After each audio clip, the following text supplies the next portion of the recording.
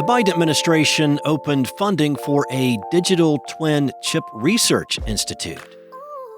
Meta's Oversight Board will rule on From the River to the Sea.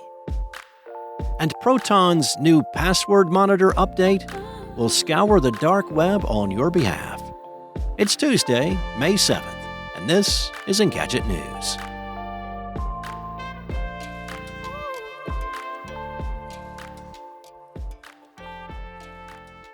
The Biden administration has opened applications for $285 million in CHIPS Act funding for an institute to develop digital twins for the chip manufacturing industry. The investment aims to speed up silicon design and engineering while boosting national security.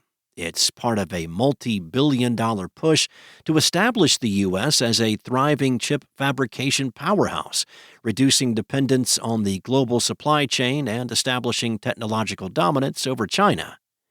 Digital twins are advanced software models of hardware, in this case processors, that can help save time and money and increase efficiency. The virtual clones allow engineers to anticipate problems and adjust designs accordingly before manufacturing even begins. The auto industry and Space Force, for satellite simulations, have also used the tech. The Department of Commerce says AI also plays a role. The funding is part of the 2022 CHIPS Act's $39 billion allocated for semiconductor R&D. The U.S. had already doled out billions in CHIPS Act manufacturing incentives, including $6.4 billion to Samsung, $6.6 billion for TSMC, $6.1 billion for Micron, and $8.5 billion for Intel. However, Bloomberg notes that R&D funding like this could be the most crucial piece of the Biden administration's long game to spark homegrown silicon innovation and avoid scenarios where supply chain shutdowns halt parts of the U.S. economy and national security.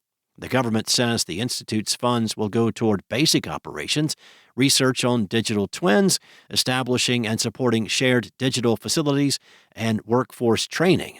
The Biden administration wants to avoid scenarios like depending on foreign adversaries for tech that can influence America's national security, as the U.S. military increasingly relies on advanced tech, economic independence, and supply chain control. The Biden administration's CHIPS program will host a meeting for potential applicants on May 16th. Meta's Oversight Board is taking up a new set of cases that touch on the commentary surrounding the Israel-Hamas conflict. The board says it will review 3 cases involving Facebook posts that use the phrase "from the river to the sea." Though use of the slogan predates the current conflict by several decades, it's received renewed attention and scrutiny since the October 7th attacks.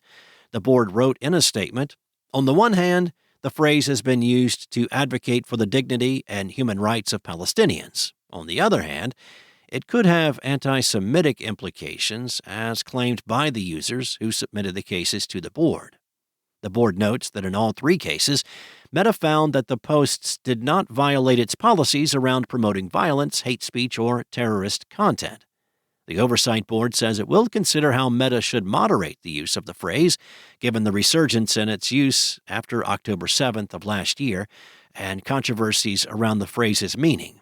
It's not the first time the Oversight Board has considered cases related to the Israel-Hamas conflict. The group previously took on a pair of cases on the removal of posts about the October 7th attacks and a subsequent airstrike in Gaza. In those cases, the group's first-ever expedited reviews, the board blamed Meta's automated moderation tools for mistakenly removing posts that should have been left up. Notably, the board says all 3 posts in its latest cases were originally shared last November. And unlike the earlier cases related to the conflict, the Oversight Board will not be expediting its decisions. That means it could be several weeks before a decision is published. Meta will then have 60 days to respond to any policy recommendations that come out of the case. Proton's encrypted password manager, Proton Pass, has received a significant update with an emphasis on security. This comes in the form of a new toolset called Pass Monitor, which will alert users of account weaknesses and data breaches.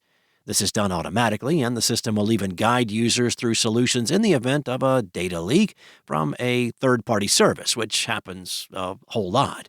It also scours the dark web and alerts people if Proton addresses, email aliases, and up to 10 custom email addresses have been leaked and used for nefarious purposes.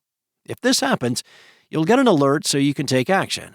Pass Monitor includes a password health feature that flags any weak or reused passwords that could use an update.